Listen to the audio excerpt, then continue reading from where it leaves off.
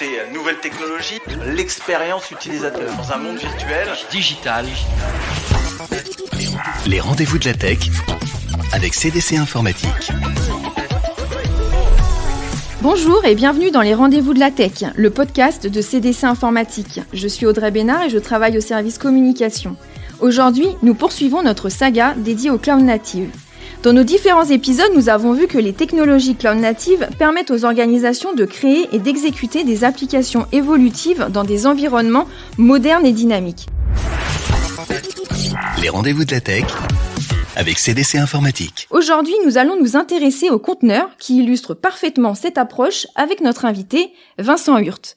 Vincent, bonjour. Bonjour Audrey. Tu es responsable de la squad Cloud et déploiement continu au sein de la direction de la production informatique de CDC Informatique. Alors, avant de parler du lien entre applications cloud native et conteneurs, je pense qu'il est important pour débuter de poser un petit peu le contexte. Alors, est-ce que tu peux, brièvement et le plus simplement possible, nous expliquer ce qu'est un conteneur ? Je peux essayer. Pour faire simple, un conteneur informatique, c'est comme une boîte qui contient tout ce qu'il faut pour faire fonctionner une application ou un morceau d'application. Alors quand on dit tout ce qu'il faut, c'est tous les exécutables, le code, les bibliothèques, les fichiers de configuration, etc. Et cette boîte peut être déplacée facilement d'un ordinateur à l'autre, d'un système à un autre ou d'une infrastructure à une autre. En cela, le conteneur facilite le travail des développeurs et des administrateurs en évitant notamment les problèmes de compatibilité. Voilà, en synthèse, l'application fonctionnera de la même manière partout où elle sera déployée. Le développeur crée une fois l'application et peut la déployer partout où il le souhaite de façon cohérente et fiable. Dans les déploiements d'applications plus importants, plusieurs containers peuvent être déployés, nécessaires, et on parle alors de clusters. Ces clusters peuvent être gérés par un orchestrateur de containers, tel que la solution Kubernetes que nous utilisons chez CDC Informatique. Merci Vincent, je pense qu'en effet c'est beaucoup plus clair et le contexte est posé. Si tu veux bien, du coup maintenant on va rentrer dans le vif du sujet. Pourquoi dit-on qu'une démarche basée sur la conteneurisation répond aux besoins des applications cloud natives et est-ce que la conteneurisation en fait est obligatoire pour développer des applications cloud natives ? Alors, le développement des applications cloud natives repose sur plusieurs pratiques, plusieurs concepts, comme cela a pu être précisé par mes collègues dans les épisodes précédents de la saga. La conteneurisation est l'une de ces pratiques, et si elle n'est pas obligatoire, elle apporte beaucoup d'avantages pour les ACN. Donc en cela, ACN et conteneurisation sont effectivement étroitement liés. Les technologies cloud natives sont utilisées principalement pour développer des applications constituées de services conditionnés dans des containers. On parle souvent de microservices. On peut noter 4 avantages principaux à la conteneurisation pour les applications cloud natives. Le premier avantage, c'est la portabilité. Donc la conteneurisation permet une abstraction des couches d'infrastructure et une indépendance également vis-à-vis des couches système. Donc en regroupant les applications dans un environnement portable et défini par le logiciel, cela permet une meilleure portabilité et un fonctionnement des applications possible dans différents environnements informatiques. Le deuxième avantage, c'est l'utilisation des ressources matérielles au plus juste. Donc la conteneurisation permet de réduire la charge au démarrage des applications, notamment en supprimant la nécessité de configurer des systèmes d'exploitation et les dépendances.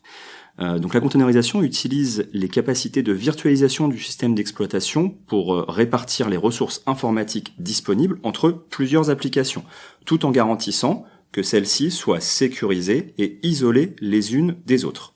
Le troisième avantage, je dirais, c'est la rapidité de déploiement. La conteneurisation permet de créer une version principale d'une application, qu'on va appeler image, et de la déployer rapidement sur demande. Un environnement conteneur garantit une grande flexibilité lorsque vous souhaitez créer plusieurs nouvelles instances conteneurisées d'applications à la demande, et cela jusqu'à la mise en production. Ce qu'on peut noter aussi de plus, c'est que les processus de construction des containers sont nativement prévus et intégrés aux chaînes d'outils modernes dits CI/CD pour Continuous Integration et Continuous Deployment, donc intégration continue et déploiement continu. Et puis enfin, le quatrième avantage, c'est la facilité de scalabilité.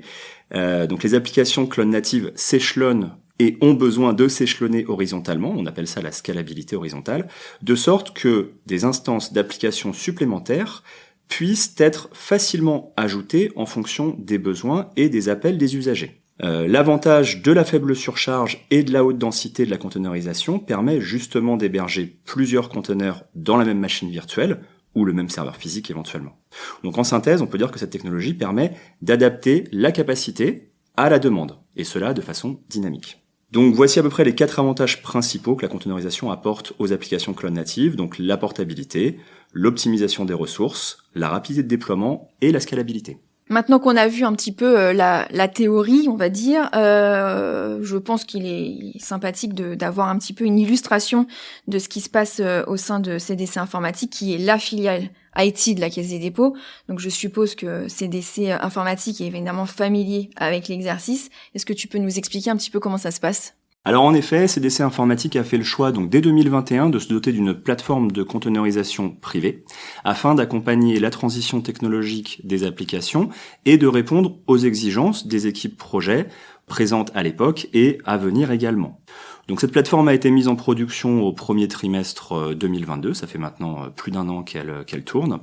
Notre plateforme de conteneurisation est basée sur le produit Rancher de SUSE qui permet d'exploiter et d'orchestrer la solution sous-jacente Kubernetes en suivant les standards et les meilleures règles du marché. Elle est hébergée sur une infrastructure haute disponibilité et elle contient tous les environnements nécessaires à la mise en œuvre d'applications modernes par les équipes projet en toute autonomie. Donc ça, c'était aussi un élément important du cahier des charges, c'est-à-dire une fois que les environnements sont mis à disposition d'une équipe projet, cette équipe est totalement autonome dans sa procédure de livraison et de test de son application. Cette plateforme héberge à ce jour une 30aine de projets, profite d'une forte croissance liée à la stratégie cloud et ACN de CDC Informatique. Quelques chiffres alors que j'ai notés depuis une année d'exploitation, donc ces chiffres apportés par la solution. 30 minutes environ pour créer un nouveau cluster from scratch au sein de la plateforme, notamment grâce à l'infrastructure as code et à l'automatisation qui a été mise en place. 10 minutes environ pour livrer une nouvelle application sur ces différents environnements, ce qui permet d'augmenter considérablement la capacité des équipes projet à produire de nouvelles fonctionnalités, donc ils peuvent produire plus et livrer plus. Et puis peut-être 0, donc le nombre d'incidents générés lors d'une livraison applicative, en production ou non, ce qui concrétise en fait le concept également connu des ACN, dit de non-événement, c'est-à-dire qu'une livraison applicative jusqu'en production n'est pas un événement, c'est quelque chose qui doit être le plus fluide et le plus impalpable possible.